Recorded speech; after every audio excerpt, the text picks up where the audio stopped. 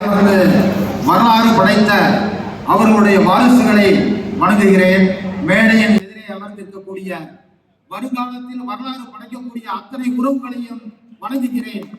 வரலாறு படைத்துக் கொண்டு இருக்கக்கூடிய நமது டாக்டர் கார்த்திகேயன் காஞ்சி தமிழன் அவர்களையும் இந்த நேரத்திலே வணங்கி ஒரு விஷயம் சொல்ற.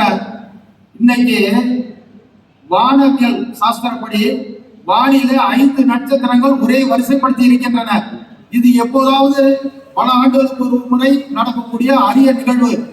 இது எப்போது ஏற்பட்டது என்றால், சேக்கிழார் பெருமான் பெரிய புராணத்தை சோழ மன்னன் உத்தரவுக்கு நாங்கள் எழுத போகும்போது வானிலே அதிசயமாக இதே போல நட்சத்திரங்கள் வரிசை கட்டி இருந்ததா. அதே போலதான் இன்றைய தினம் இந்த காஞ்சி மண்ணிலே நடக்கக்கூடிய, இந்த தொண்டை நாட்டிலே நடக்கக்கூடிய இந்த ஒரு முதல் மாநில மாநாட்டிலே வானிலே ஒரு அற்புத நிகழ்வு.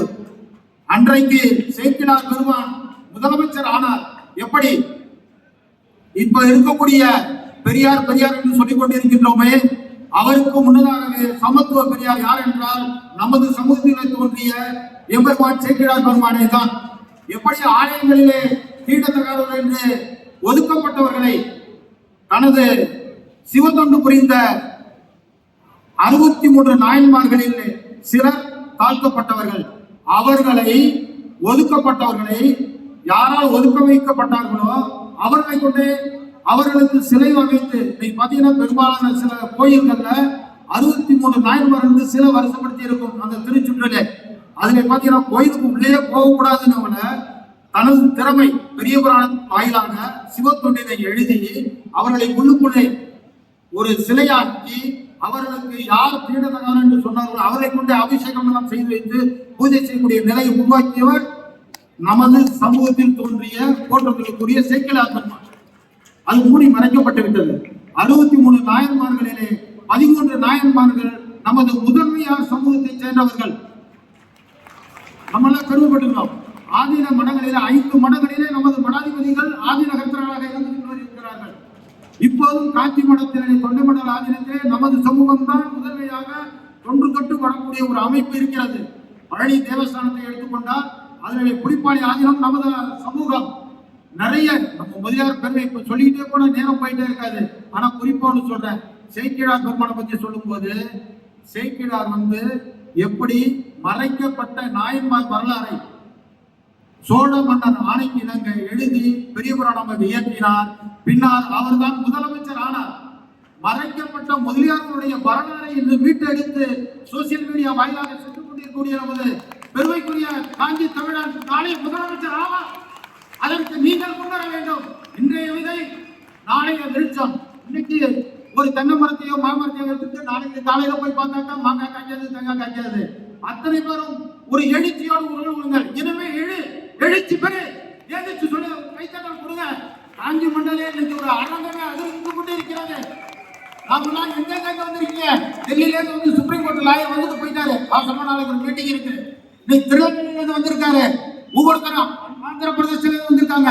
நமது தமிழ்நாட்டிலே நாம் ஆண்ட முதன்மையாக என்னன்னா, நாம் மட்டும் வாழ மாட்டோம், நம்மை சார்ந்தவர்களையும் வாழ வைப்போம். அதற்காகத்தான் அன்றே சொன்னான் அரியால் சோழன், இந்த தொண்டை மண்டலத்தை சமப்படுத்தக்கூடிய சீர்படுத்தி காடை சீரழித்து சிறப்பு மிகுந்த ஒரு மண்டலமாக ஆக்குவதற்கு முதலியார் மட்டுமே வேண்டும் என்று சொல்லிதான் அன்றைக்கு இந்த தொண்டை மண்டலத்திலே முதலியாரை அனுப்பி வைத்தான். அதற்கு தகுதியானவர்கள் முதன்மையாளர்கள் தான். எத்தனை முதலமைச்சர்கள், பக்தோச்சலம், அதற்கு முன்னதாக பாலவராயர், சேக்கிழாருடைய உடன்பிறப்பவர் பாலவராயர், சேக்கிழார் முதலமைச்சர். ஏன் நம்ம தமிழ்ல எத்தனை பேர் இருக்காங்க, ஆனா நம்ம சமுதாயத்தை செய்ய மாட்டாங்க. ஏன்னா நேர்மையானவர்கள், அவர்களை குறையாக சொல்லவில்லை. ஆனால் இன்றைக்கு வந்திருக்கக்கூடிய அவர் டாக்டர், உங்களுக்கு எல்லாம் தெரியும், உடல் அறுவை சிகிச்சை நிபுணர். இன்னும் ஹாஸ்பிட்டல்ல போய் ஒரு மருந்து அறுவை சிகிச்சை பண்ணிட்டு லட்சமா கொட்டிட்டு இருக்கலாம். அடுத்து ஒரு பெரிய காஞ்சிபுரத்தில் மிகப்பெரிய ஒரு மருத்துவமனையை கட்டிட்டு இருக்கலாம். அவங்க பெற்றோர்களுக்கு அவர் செய்யக்கூடிய விஷயங்கள் நிறைய இருக்குது. பெரிய ஒரு கார் வாங்கலாம், அந்த காரில் எல்லாரையும் அழைச்சிட்டு போயிட்டு இருக்கலாம். அவங்க அப்பா அம்மா கொண்டு வாசல்ல உட்கார வச்சுக்கிட்டு ஊரா அலைஞ்சிட்டு இரவு பகல் இல்லாம 24/7 நியூஸ் மட்டும் கிடையாது. அவரோட உழைப்பு, அது ஒரு கைத்தட்டுங்கள். இன்னைக்கு ஒரு சிலருக்கு மட்டுமே ஒரு சில வசீகரங்கள் இருக்கும், அது அவர்கிட்ட இருக்குது. உண்டா இல்லையா? எத்தனை பேர் இன்னைக்கு யாரு இந்த காஞ்சி தமிழன், யாரு இந்த காஞ்சி தமிழ்? அண்ணாவுக்கு பிறகு நமது சமுதாயத்தில் தோன்றிய ஒரு காஞ்சி தமிழன் நாளைய முதலமைச்சர் எழுதி வச்சுங்க. நம்ம அத்தனை பேரும் ஒத்துழைப்பு சொல்ல ஊர் கூடி தேர் எழுப்போம், உத்தமரை உயிரோட பதில வைப்போம் என்று கூறி வாய்ப்பு என்று கூறி வைக்கிறேன். நன்றி, வணக்கம். ஒரு பெரும் கனவுலையோடு அவருக்கு நன்றி சொல்ல கடமைப்படும். ஒரு பெரும் கைதட்டல் கொடுத்துடலாம். ஏன் உங்கள் வரிகள் ஒரு 2 நிமிஷம் முடிஞ்சிச்சு. அடுத்ததாக ஆர்கே குரூப் ஆஃப் கம்பெனிஸினுடைய